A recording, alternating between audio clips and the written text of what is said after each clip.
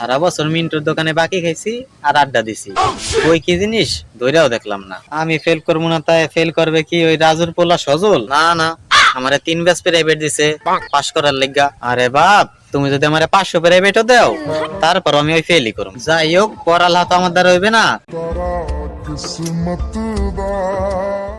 ওই প্রাইভেটের টাকা দিয়ে মিন্টুর দোকানের বাকি শোধ করি। এখন বাড়ি গেলে আব্বাই যে আমারে কি করবে আল্লাহই ভালো জানে। দাওয়াতে দিবেই, এটা তো ভালো করেই জানি। ভালো কথা, আমি তো রাজুর পোলা সজল রে 1500 টাকা দিলাম আর খাতা দিকে লেখার লিগা। ওর কি অবস্থা যা দেখি তো। ভালো কথা, আমি একটা গান গাইতে গাইতে বন্ধুরে তুই কাছে থাকলে মনে থাকে সুখ, তোরে ছাড়া চাই না দেখতে অন্য কারো। রাজুর পোলা সজলের বাড়ি যাই। আইতে নদী যাইতে খাল, মগো বাড়ি বরিশাল।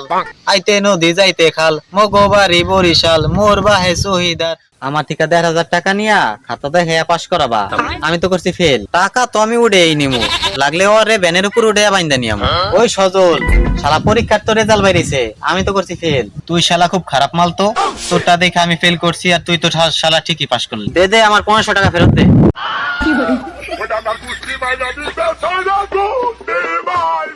বন্ধুরে, আমিও তো করছি ফেল, তুই আমারটা দেখিয়া কিভাবে লেখিয়া পাস করবি? তোরে তো কোনো ক্লাসে ফেল করতে দেখলাম না, এবছর তুই ফেল করলি। আর কইস না বন্ধু, আমি তো এক মায়ের প্রেমে পড়ে গিয়া পড়ালেখা গেছে সাঙ্গে, পাস করবো কিভাবে? কাঁদতে কাঁদতে ঘুমাই যখন নিশিরাতের গালে, এই স্বপ্নে দেখি আমি যাক বন্ধু, ভালোই তো করছস ফেল কইরা।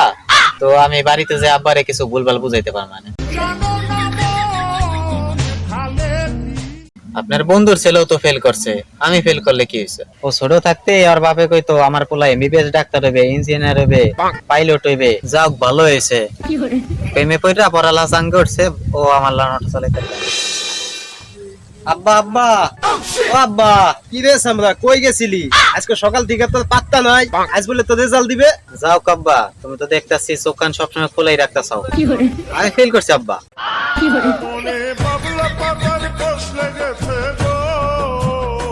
আর ওই যে তোমার বন্ধু আছে না রাজু, হের পোলা সজল, ও আর আমি তো একলাগে গলাগলি ধরে ফেল করছি। এখন কি করবা করো। এত কষ্ট মেনে নেওয়া যায় না। হারামজাদা কয় কি রে, গর্ব করে কইতাছে আমি ফেল করছি, মনে হইতাছে জিপিএ 5 পেয়ে আইছে। হারামজাদা, তুই যে গলা বাজাইতাছ, এই সমস্ত ভাই সেইভাবে কয়। এই যে তুমি তো আমার প্রাইভেট দিছো 3টা, রাজুর পোলা রে রাজু প্রাইভেট দিছে 7টা, ও তো ফেল করছে, আমি পাস করবো কেমনে?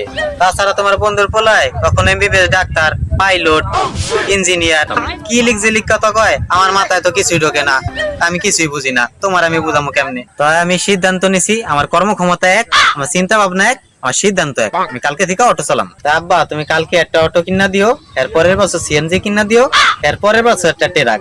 টাকাই টাকা। বাপরে, তুই তো দেখছি ছেলে ভালো। আমি এত চিন্তা ভাবনা করছি তোর অটো কিনলে তো শাস্তি দিব, তুই তো নিজের শাস্তি নিজেই বাইসা লইতাছ।